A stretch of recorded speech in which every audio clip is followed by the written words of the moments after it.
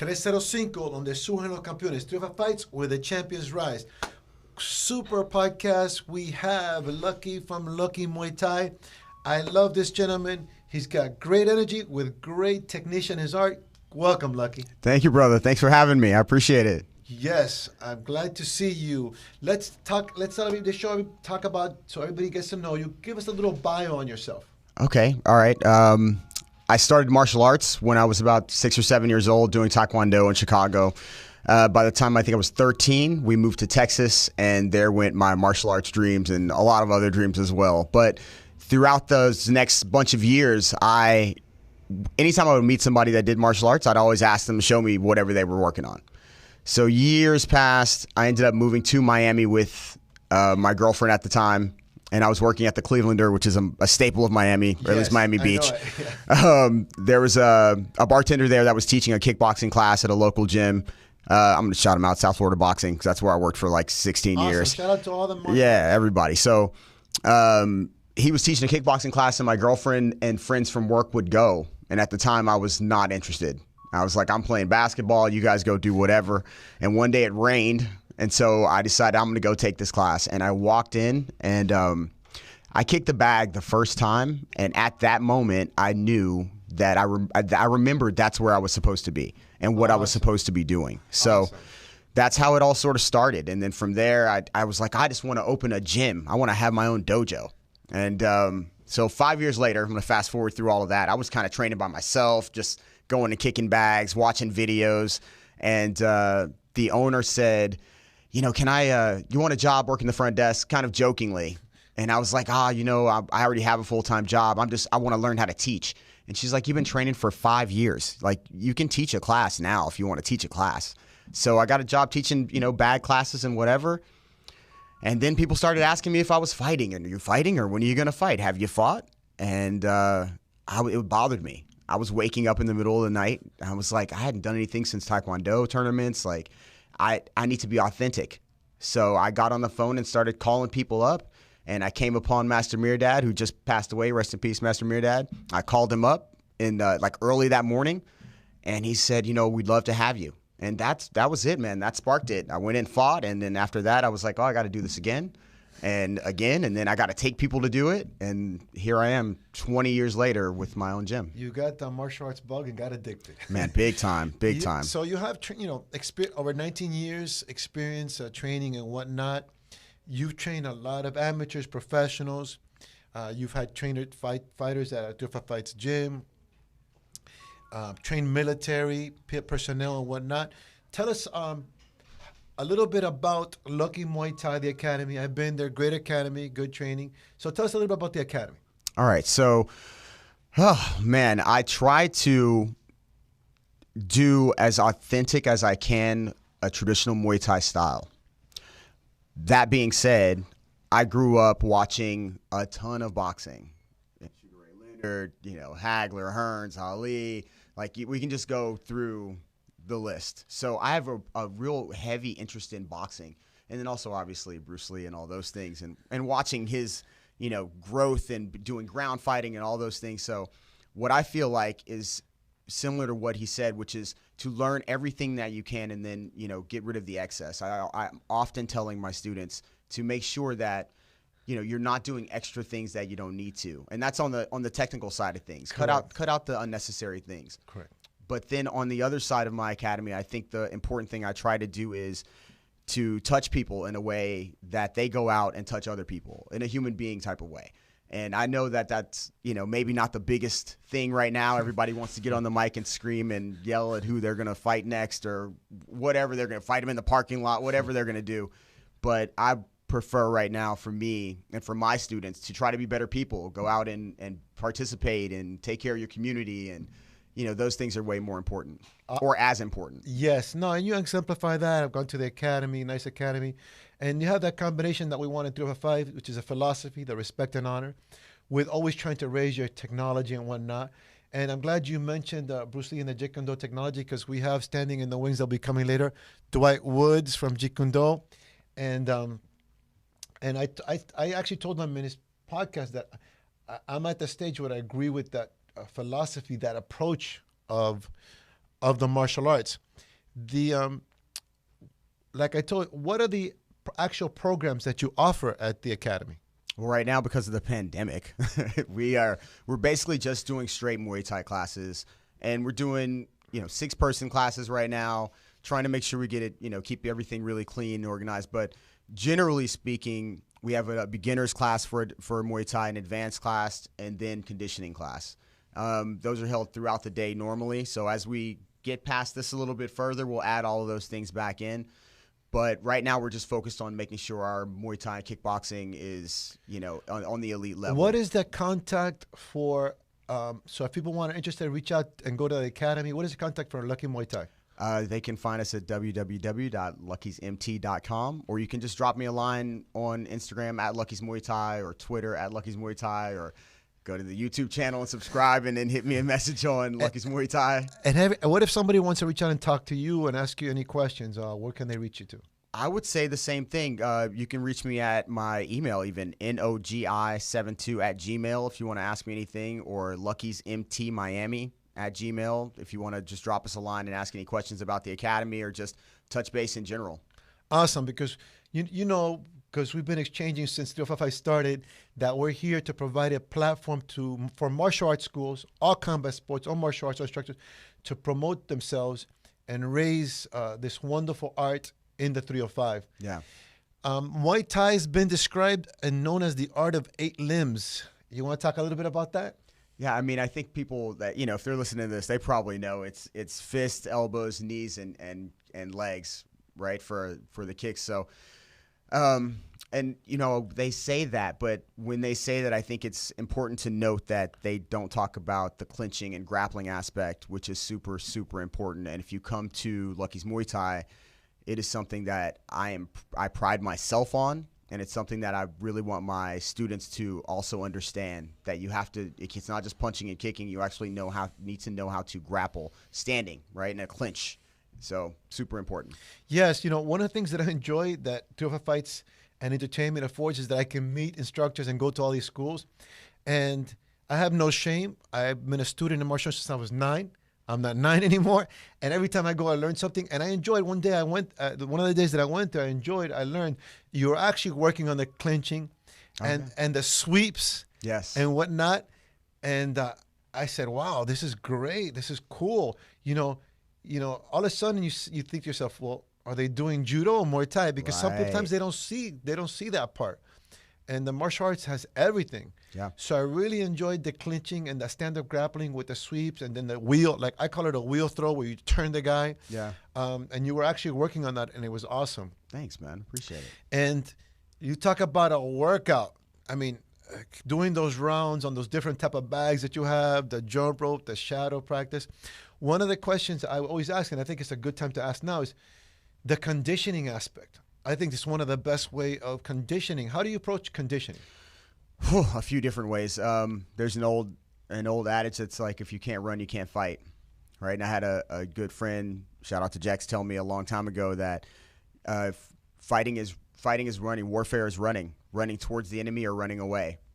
So running for sure should be on your plate, but I like to work, a ton of jump rope style conditioning, body weight conditioning, and I try to push those things, and I also try to interject during those times of fatigue technical aspects that you need to know. So when you get tired, I don't want you to get fatigued and get worse. I want you to fatigue and get sharper. And I know that sounds weird, but it's important to note that when you're fatigued, you tend to drop your hands. You tend to duck, raise your head up, have your chin in the air. There are things that you have to make note of, that when you get tired, you create a good habit versus a bad habit.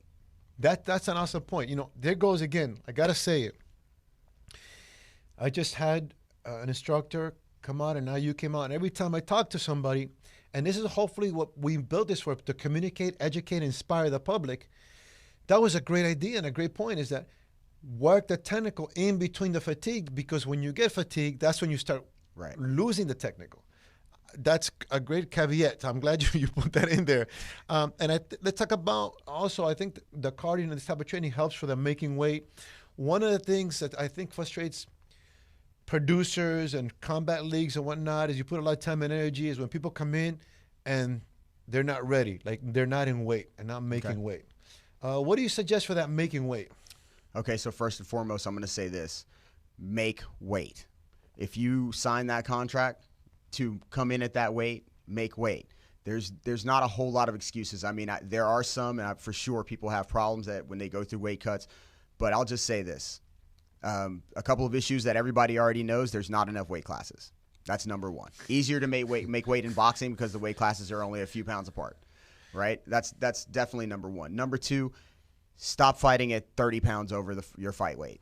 I mean, that's absolutely ridiculous. Are you really the best if you're 30 pounds over and you have to cut weight to try to beat somebody that's 15 pounds over the weight walking around? Like, neither person, right?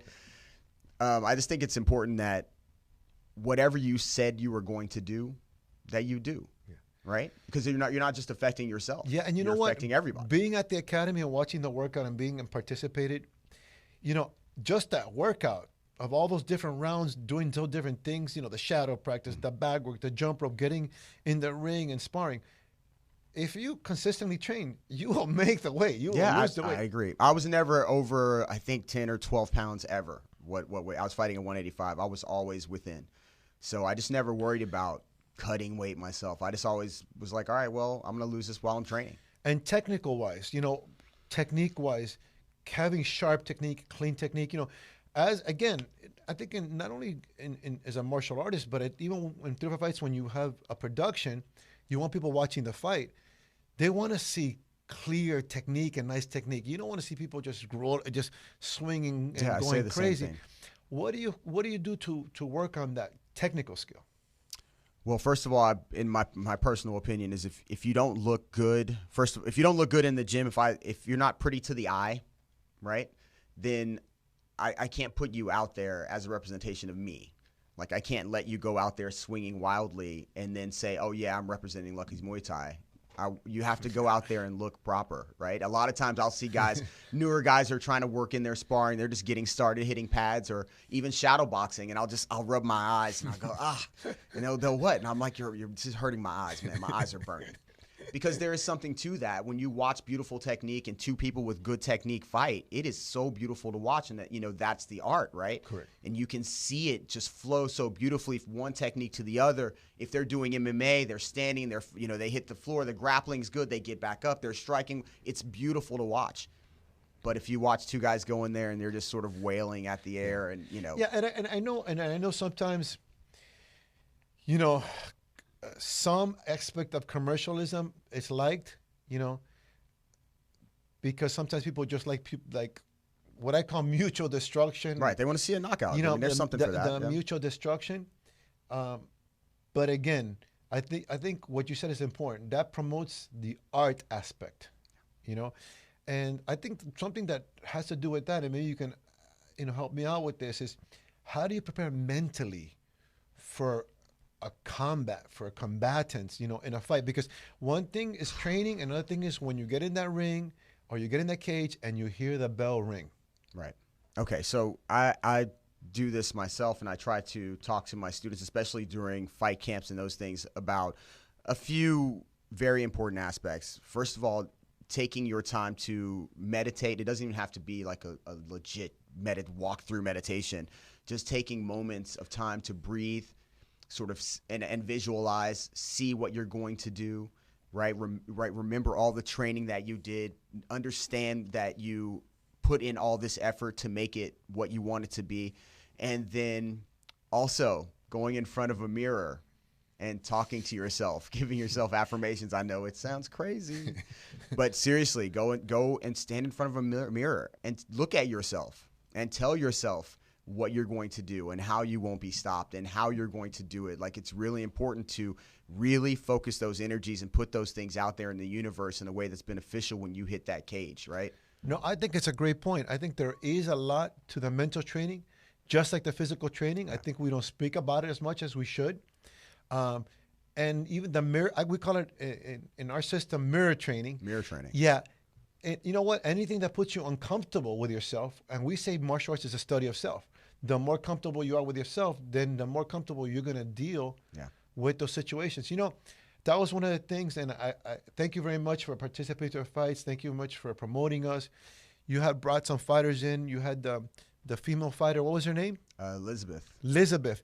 You know, one thing that I liked, one thing I like, and we talk about the mental aspect, is that she was new, she was in there, and she had a war, but she stayed composed. Yes. And I said, wow, that is merit. I believe in virtues and merit, and that was a lot of merit and composure on that. Yeah. Also, the gentleman you have fighting, what was his name? Alan Saint-Gelais. Yes. Alan is a super skilled, super experienced gentleman, and he had good fights. And one particular fight he obviously, I think, in a different level than the other fighter. He still fought good, but he held himself a little bit. I mean, he could have really hurt the guy. Yeah. And he didn't.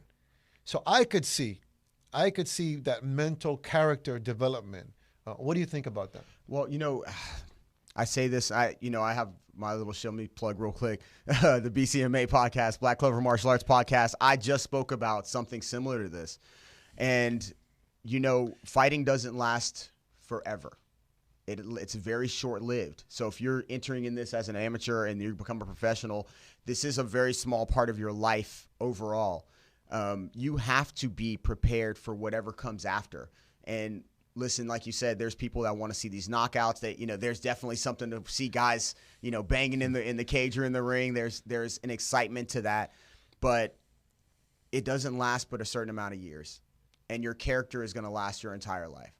So at the end of the day, when you're finished with your fighting, or even when you're finished with that day of fighting, you have to walk out of there feeling like I was a good person. I worked my buns off. I did everything I needed to do, right? And whether I won or I lost, I went out there and showed myself and expressed myself fully. And I think that's way more important, right? Like, if you can walk out of there a good person after 5 or 10 years of fighting, right, and go on to do other things, help people in the community, telling people how to get out and vote, take care of the people around you, right? If there's people that need food, you make sure they get fed. All of those things come from martial arts.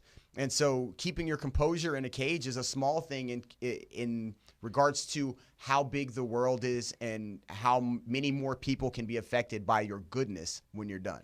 100% correct. And okay, first of all, I want to thank you for helping us in that mission. We say 305 Fights where champions rise, and we have respect and honor our logo, which is these virtues and merits of the martial arts. And when we have coaches like yourself, instructors, academies, and fighters, and they conduct themselves, they put on a great fight, they show great technique, they show warrior spirit, but they conduct themselves with this character, it helps us promote this. So right. I thank you for that. And let me ask you, because I hadn't asked it, but I would like to ask, even in public here, is there anything we can do as 305 Fights TV and entertainment to do the show better, or anything we need to work on? Oh man, are you kidding?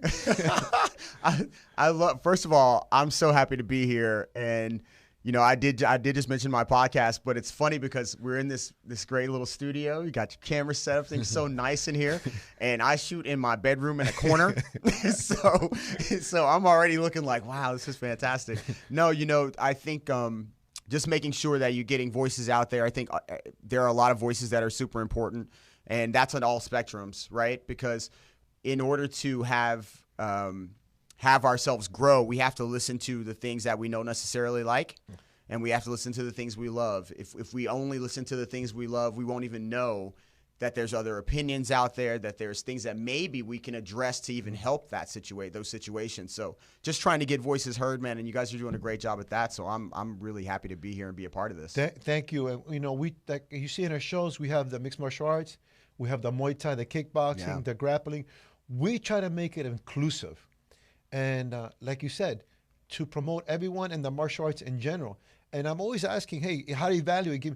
Because we said the study of self, and that gives up a point. Sometimes as a fighter, you see fighters, they're doing great. The only challenges we had at the show is fighters that have lost, that have not known how to act after a loss. But Delusions of grandeur, my friend. Yeah, but if you can't take a correction, how do you get better? If you don't take a loss, how do you get better? This is a coaching situation, right? Yes. Because I'm not downing any coaches. I don't know who's teaching who what. I'm just saying that fighters are going to be upset. I've had a number of fighters lose. People lose and they get upset. But you have to, while you're instilling all of these skills, you have to also instill some sort of value that says this loss doesn't make you who you are. This win doesn't make you who you are. The things that you do with the lessons that you learn from your martial arts, whether that be Taekwondo, Jeet Kune Do, Jiu-Jitsu, whatever it is, those lessons are the things that are going to carry you. So how you carry yourself in your loss, that's where you know whether or not you're growing, and that as a coach is telling you whether or not you should help somebody grow, or you should reach out to that person and explain to them that the loss isn't just that's not who they are. I'm glad they're hearing this from different perspectives, because everybody's being educated by the media, and what they receive is sometimes a mixed message. But if you really look, the elite fighters, the elite coaches, anybody that's ever done anything great, this is not just a philosophy that we're talking about. They apply it. I was just talking about Henry Cejudo. His mother came over the border with 5 kids. He enjoyed school because he got breakfast and lunch. And the way she raised them, and these things that we're talking. If you look at all these, Muhammad Ali, you mentioned, all these people. If you look, what made them champions and champions in life is all these things that you were talking about transcend. Even Kavanaugh, the coach of McGregor, says there's win and learn. So it's not just a little fallacy or philosophy they're talking about. These are I believe these are actual ingredients to success. Yes, I agree. And let's go back to the Martial Arts Academy and why martial arts in general are so great. I think this is part of the reason it's so great. And isn't in the academy the discipline of showing up, the discipline of training, doesn't that develop discipline in your job or anything you do? Oh, 100%. I mean, I'm super joking all the time. I'm singing and playing, but if you walk in late, it's 20 burpees. Like it's all fun and games. But my time should be respected. Your partner's time should be respected. There are lessons that aren't super fun all the time. You just said something. How about when you have a partner respecting each other and practicing that mutual respect? Mm-hmm. And you got to a point that I wanted to ask is when you're training, do you believe in training hard all the time or not training hard at all, sparring hard, not sparring? When you have a partner, that interchange, what's your thought on that? Well, I think if you're with good people, then you already know that there's a level that you go, right? How I tell people is this. If you start to spar with someone, most everybody's going to know each other. I don't let anybody just walk in and spar. And the person goes a little hard. If it's something that's beyond what the level it should be, then address it. Hey, it's a little bit hard. Let your partner know. They know.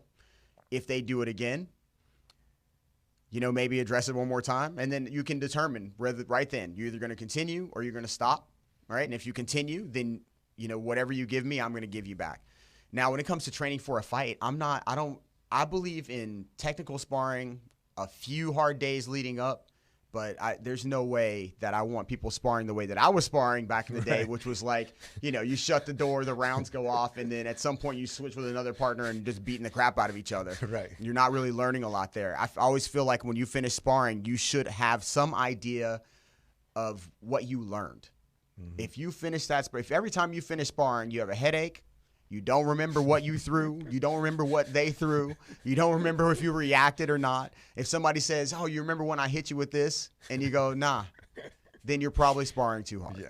Because you know what? I am from the old school. We did this knucklehead mutual destruction thing. You. And in fact, I was talking to a fighter. He went to Thailand to train. And one of the things he discovered, even though you say Muay Thai, the fights are vicious, and they're hard. No, they play. Yeah, yes. He said they don't. We play. He says they don't practice like that. No, we don't either. They don't practice like the fight. They do a lot of play and a lot of drilling. Mm-hmm. And he was surprised. And I said, I found that out. Well, let me say too, some of that it's different there because a lot of fighters are fighting every couple of days, right? So you can't afford to go in and go to sparring and then come out of there injured and you got to fight in 3 days and then fight another 5 days and then fight another 5 days. Like it's more important to go in there and drill, try to play a little bit, and try to find out where you're good with your playfulness and your reaction, all of those things, because the fight, it is so brutal, and you're doing it, at least the Thais are doing it so often that it'll take a toll on your body if you try to go in there and spar hard. The reason I bring that point up is, as being a producer of the Combat League and putting on the shows, you see, I would say, and I'm going to be nice, generous, 75% of the fighters come in fighting, performing, injured. Mm-hmm. And this is a thing. Yeah. And I think that's something that should be addressed. You know, one of the things I talk to the coaches, also part of the training has physical development or rehabilitation. You know, as part of the training, we have a doctor that comes in and we talk about that. And that's become part of the training now. The training now is not just, you know, right, it's definitely recovery as well. Yeah, correct. That's the word, recovery. You know, that gets me to the part of, let's talk a little bit about combat sports and about Muay Thai, the art part. For example, I have a martial arts brother. I've been doing this a little while, so I have a lot of martial arts brother. And he does Chinese martial arts from Indonesia called Kung Tao. I'm sure Dwight Woods is familiar with that name. But he lives in Thailand. Okay. And he trains in a Thai school, and they gave him the swords. Okay. You know, and there's the weapons, the dance. There's an art form to this. Can you talk a little bit about this? Okay. I think that when you talk about Muay Thai, there's a lot of different things that happened along the way. Like Muay Thai that we know it now is not the Muay Thai of the past. Muay Baran, I believe, is what was using weapons, and it was more for warfare. And then, you know, up in where there's Lethwei, where, you know, there's headbutts used. I think that people look at it as one thing, but in different parts of Thailand, the Muay Thai is different. Muay Khao is somebody that's going to use their knees a lot, right? So there's different aspects and different styles of Muay Thai. And I think that if you really, really want to get it, then you have to go there. There are some good Thai instructors here in the States for sure. But the one thing I definitely felt when I went there was that there was an energy and an emotion there that was different. Well, you got to the point that I wanted to get in directly was, if you do the martial arts and the combat sports, you have to get into the culture. Right. There's a culture. There's music. There's a little dance. There's a ritual. Yeah. And don't you think culture will make us better? It will. I think that also you have to somehow make the cultures work together. So in the U.S., one of the biggest obstacles was the fighters always were going to do the Y crew, right? Before every fight, they're going to do the dance. And unfortunately, our patience is not very high in the U.S. So that had to be whittled away. And when I started doing amateur fights, that was part of it. Yeah. People were doing the Y crew at the amateur fights. And then at some point along the way, they were like, we got to get these shows moving. We don't have time for it. The fans don't know what they're looking at. And in the U.S., they don't. Yeah. So, and we talked about this earlier. I think have to be careful and keep that balance. Absolutely. Of the culture and the art, because I believe that if you want this to die, if you want combat arts and martial arts to die, take the culture out. I mean, take you're seeing it. You can see it. And I think that will maintain it, I think, is that part. Let's get to the sport. You talk about, it's funny because you see fighters say MMA or combat sports and modern combat. I have a lot of fights. Man, those guys in Thailand, they have a lot of fights. And they've been fighting since they're little kids. Little kids, yeah. The sport over there is just at a different level. I mean, they're fighting for their money to feed their families, their livelihood. Right, man. It's different. So they've really developed the sport over there, the training aspect. You know what's crazy though?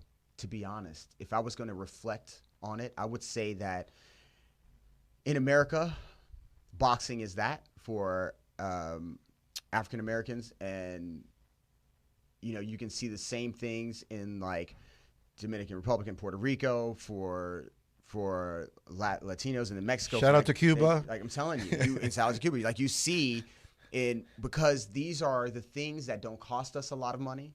These are things that somebody will pay you to go do, right? I don't want to go fight somebody in the street to get some bread, you know what I mean? But and that'll develop the sport. Right. I was thinking part of the challenges in new combat sports is you have people that have not spent years years and years and years.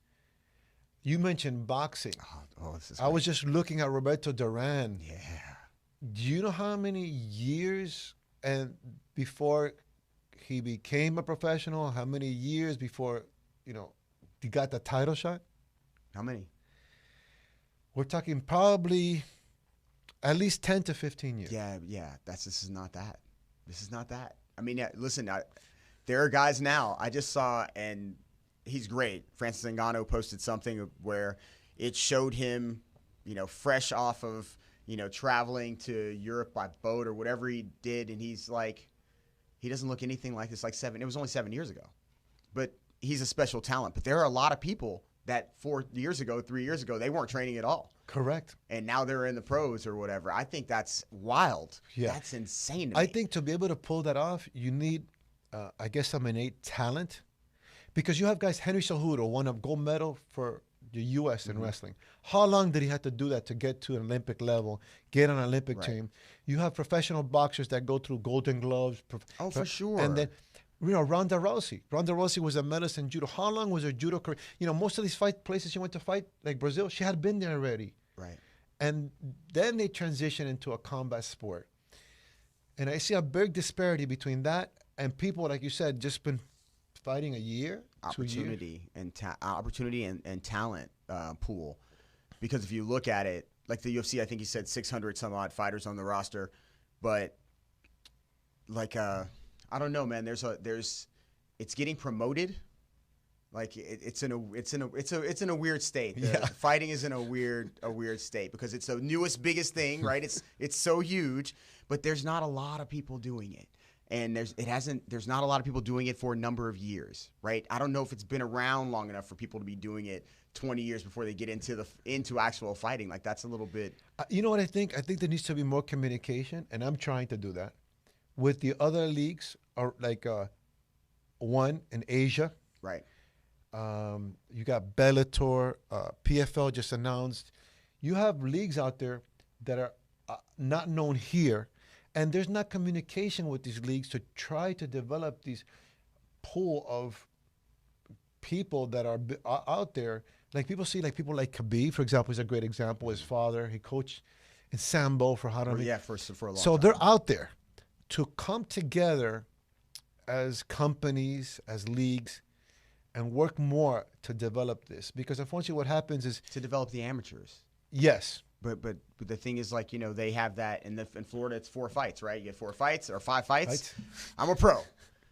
So when you have that, and you're coming from a place, this goes back to that whole thing in Thailand where they're feeding their families. When you have that, and you come from a place of, not having enough to eat or trying to struggle, and you see your family struggling, and you're like, man, I can fight 5 times, and then I'm gonna go out and make money fighting. Like, that's not how that works. But that's how that's what they're led to believe. Yeah. So they're going to go out there on that microphone. They're going to say some nasty things because they think that's going to get them put back on the card. And whether they perform or not is irrelevant because 5 fights is still not enough to learn enough to be. You get out there against some elite fighters, they're just going to eat you up. Yeah, I agree 100%. And I wanted to touch on it very careful and politically. You know who came to mind when you said that? Manny Pacquiao. Oh, man. Filipino fighter right there, Let's talk about the Philippines, yo. Yeah. My girlfriend's Filipino. So. All right, awesome. Let's talk about, well, you know what? We're going to be talking about the Filipino arts in the next podcast with Sifu Guru Dwight Woods. Let's talk about the business because you mentioned something. Look, I know because I'm also involved in the business. You're involved in the business. You have to sell and market the business. But I think it's a very, very fine blend that you have to do. I'll give you an example. McGregor's doing it's not new. Muhammad Ali did it. He sold himself really good. Mm-hmm. But he had a good balance between selling himself and still being a professional fighter and a humanitarian, quality human that changed the world, that impacted the world. I agree. I say this all the time. And have this balance. What do you think about the business aspect? I think that clearly fighters that are coming up right now do not know anything about the business. Clearly. Because if you can look at the fighters that are the main... First of all, fighters have been trying to get more pay, at least in MMA. I mean, if you go back and look at Tito Ortiz, he was one of the first ones that was trying to get paid, and they were like, "Nah, we're not gonna. We don't want to really pay you like that." This is not a new thing. The problem is that you're gonna have to all stick together. Your management teams are gonna have to work with other management teams. You guys are all gonna have to get on phone calls together and just say, "Don't accept the money. We have got to get paid, or we have to come up with a union, or we have to come up with some standards." As fight, like you are the pioneers right now. Mm-hmm. If you want to get paid, then work together for everybody to get paid, and then for the people to get paid below you. Well, thank you for saying that, because in the league, we try to help out as much as possible. We have Matthew Dodge from Dodge Sports. Shout out to him. He's a sports agent. He has fighters, and different people help us. And we have these kids come in. We tell them, hey, listen, you have to learn. You just said it. You have to learn the business. You have to promote yourself. We do videos, photos, and I've actually had the girlfriend of a fighter say, well, he doesn't need to do these things. Listen, you become a small business, and now you have to become a small business owner, and all the points you said, because that's why we talk about it. There is the business aspect. Yeah, if you want to hear more about, I just talked about this on my podcast, and I'll talk about it here as well. There is a science to this that really begins with you learning how to do your art. You're trained, right? You need to be able to perform when the time is right to perform. You need to be able to speak on a microphone and to a promoter and to other coaches, doctors, and fighters around you, right? All of those things are going to matter. When you win your fight, you need to go out there and gain fans, right? Not say just BS things, but try to get people to come back and see you. That's what you really need. And I think that they don't understand there's a science to this. If you go out there and you're alienating people, nobody's going to want to see you. Later, when you have a name, there is a science to, I'm going to get these people to hate me and these people to love me, and as long as they come see me. But you're not selling pay-per-views. And, I want to be kind of politically correct, and I'm glad you made that point, because a lot of these kids, and because that aspect is also promoted, is, I don't need all that. I can just go out there and tear anybody's head out, because I can tear people's veins with my mouth. If you're not putting butts in seats, promoters don't want to see you. I don't care. I've been in this a little while. There's so much talent around the world. You and tough people. You can be the toughest guy in the world. I guarantee you there's another tougher guy out there. So it is, I think, the guy that's more complete, that is tough, that is technical, that is understands if you're going to get into business, there's a business savvy. You talk about management. It is so important that they get the right management. And what is the right management? What you said, the one that communicates with each other and have the same goal. Yeah. So I'm glad we're emphasizing on this podcast that. And if you have any questions about that, you can reach out to us, 305fights.tv. We'll get you in connect with a lot of agents that we work with, like Dodge Sports, that can help with that. Also, before I talk about the state of combat sports in kickboxing, Muay Thai, and the UFC, we have another brand new T-shirt for 305 Fights. Oh, snap. You know I wear these all the time. So yeah, I'm and thank you again for helping us out with 305 Fights. Yeah, man. This is my favorite. I'm always wearing these. Let me ask you, how do you feel is the state of the combat sports right now? It's slow.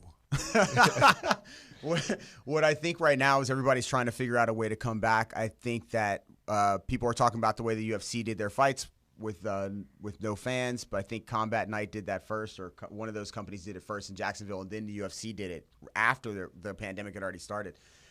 I don't know. Boxers are wanting to. Everybody wants to fight.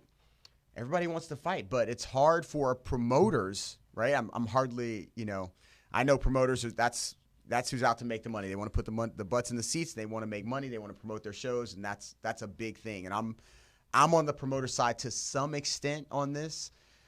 You want to make money, but it's hard to do it without fans. If you're not selling $75 pay-per-views, then your money is off the gate.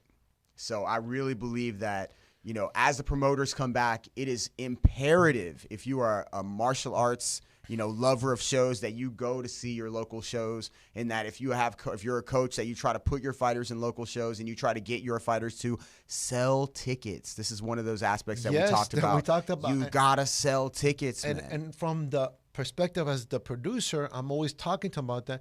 I think, it's funny because I went to the barbershop, and if you go to any Cuban barbershop, you talk about everything. And the gentleman said, there's no such thing as the economy.